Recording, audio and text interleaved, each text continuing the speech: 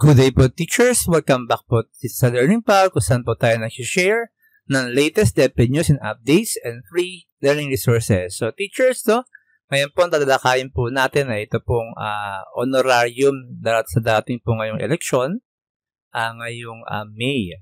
At kung magkano po ang maiiwan sa ating mga honorarium kapag nabawas na po yung tax.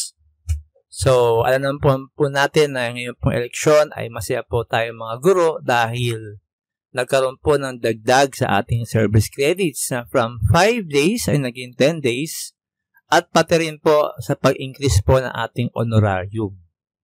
So, check po natin kung magkano po matanggap na honorarium ng mga teachers and other electoral boards na uupo po ngayong eleksyon. At kung magkano po maiiwan after po ma-remove na po yung 15% na tax. So kapag po tayo ay chairperson of the electoral board or special electoral board, ang ating pong gross amount na makukuha bilang chairperson po ay 12,000 pesos.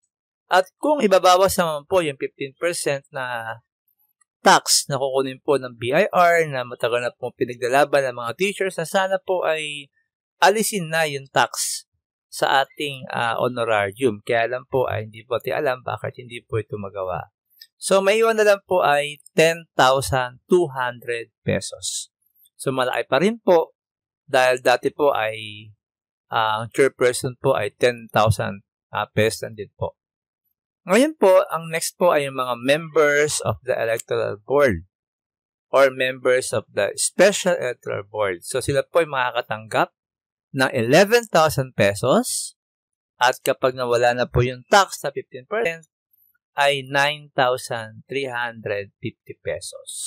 So, malaki rin po yung mawawala po, no? Especially kapag kinumpit po natin. Katulad po sa chairperson, halos 1,800 po yung nawala dahil po sa tax. Now, for EB, Electoral Board and Special Electoral Board Support Staff, or AID po, ang kanilang pong gross amount ay 8,000 pesos.